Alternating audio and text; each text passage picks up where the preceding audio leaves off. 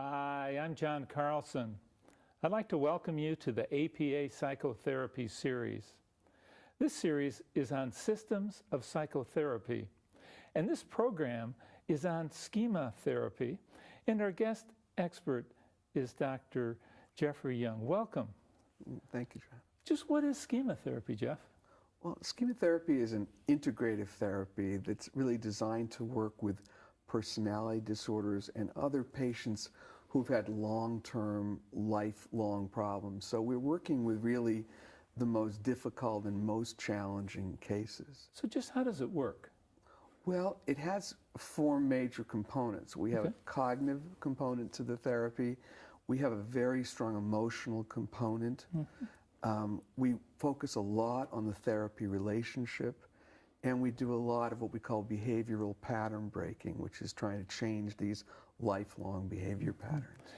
So how would it differ from some of the other approaches that work with some of the more severe personality disorders? Well, first of all, I think that most of the others, they're not integrative, so they wouldn't have all of those components. So they may just work with behavior or cognitions or feelings? Or, for example, with psychoanalysis, focusing primarily on the therapy relationship. Sure. So whichever of the four, you usually have them focusing on just one part of it, but not the others. So how did you get into this work? Well, basically it started originally with, I was originally trained by Aaron Beck in cognitive therapy, and I found and still feel that for Axis 1 disorders, I think CBT is really great. But in New York City, where everyone has a personality disorder, It comes with the territory. It comes with the territory of being in New York. And we were dealing with people who had lifelong problems. Their problems didn't start, a year ago when something bad happened in their lives. When I would try to use regular cognitive therapy with these long-term patients, what they would keep saying over and over again is, you know, Jeff, well, intellectually makes very good sense to me, but emotionally, I don't feel any different. And that's when I realized, along with my own personal issues, by the way, at the same time, which were going through a similar process, realizing that for a lot of patients who have lifelong problems, cognitive behavior work just isn't enough. It's helpful, but it's not enough. Can you talk about how change takes place in this model? Well, I think change takes place through all of those modalities I mentioned before. I think at one level, we want patients to intellectually and rationally see why the way they view themselves in the world is not correct, or at least it's distorted in some way. We want them to feel differently about themselves, about their history, about their current life. So there's a strong attempt to make an emotional change. And we want to do what we call limited reparenting, which is a form of becoming almost like a parent figure for the patient and providing many of the needs that weren't met in childhood in the therapy relationship. So this is a longer-term approach, a lot like the other approaches to personality disorders? Yes, I would say it's intermediate term in the sense that, unlike psychoanalysis, which could take 8 years or 7, it's not extremely long-term, but I really don't think you can change personality disorders in less than 9 months or a year. I just don't think it's possible. So here comes the big question, does it work? Is there a research support for using schema therapy with personality disorders? Yes, well, the research has only been relatively recent, partly because you know, the current climate in the United States is, of course, against long-term therapy. It's for very brief therapy. So it's hard to get funding to do research studies on personality disorders. However, we were able to go to other countries, such as Holland, where we just completed a very large, major outcome study comparing schema therapy against another major psychodynamic therapy. And the results were extremely positive and encouraging. It was twice as effective as the psychodynamic therapy. Also, I think for the first time in any study, a significant proportion of the borderline patients in the study actually had full recovery, which meant they no longer had the symptoms of borderline personality disorder. What are the obstacles and the pitfalls when one uses this approach? I mean, both for the therapist and the client. Right. Well, I think there are several possible ones, but I think the one that I think is the greatest problem are the therapist's own schemas and own issues. Yeah. Because in the therapy, you have to rely a lot on your ability to see what is really the problem. And if you're biased by your own history and your own childhood, there's a risk of imposing your issues on the patient and misperceiving what's really happening with the patient. So I'd say that's one of the biggest risks.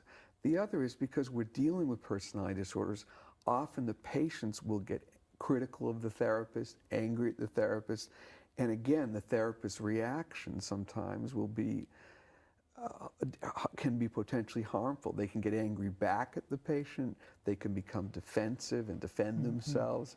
So I would say the biggest obstacle with this kind of client, with this therapy, would be the therapist's own issues. What are some of the common schemas that you look for? Well, I'd say that some of the most common ones that we run up against, one we call emotional deprivation.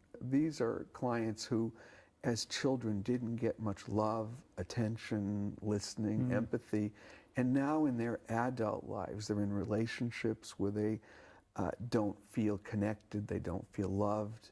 They've often chosen partners who are cold, detached, and so I'd say that's one. Emotional deprivation. How about another one? Another one would be defectiveness, which in the tape you're going to be seeing.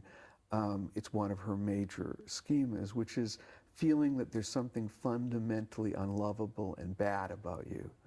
And many of our patients across the whole spectrum of personality disorders have this feeling that there's something fundamentally wrong with them.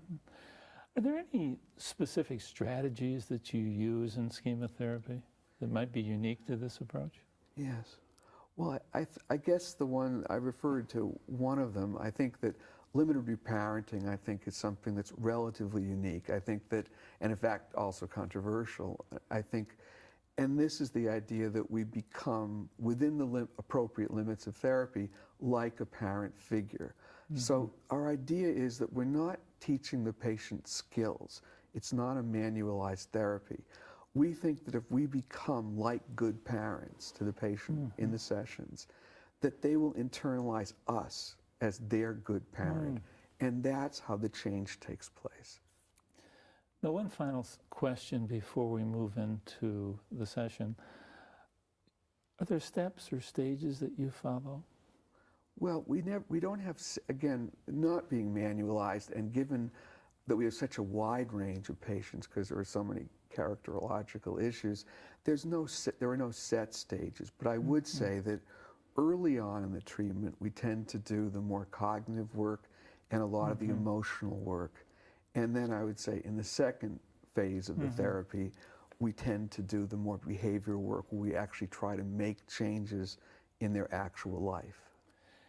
In just a minute, our viewers are going to watch you work with a woman. Her name is Pam. Can you set that up for them so they'll know just what to look for in what you're doing? Sure. Well, I think that the first thing to watch for is how, even at the very beginning of the tape, that Pam starts off right at the beginning talking about how self-critical she is of herself. And I think that this self-criticalness and a voice, a sort of almost an internal voice where she's constantly beating up on herself, saying, you're a loser, things like, you're bad, you're a loser. And I really, once I start hearing this part of her, right almost at the beginning of the session, focus in on that. And as you'll see in the tape, much of the therapy is devoted toward trying to get her to see how damaging this voice is, where it came from, how she has to fight her mother's voice and her view of her mother in order to believe that it's not her fault and that she's not a bad person. And I think the viewers might also want to look at your use of imaging.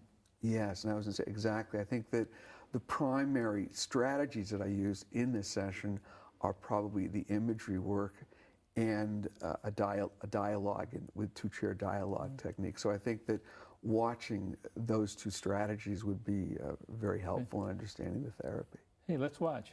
Great.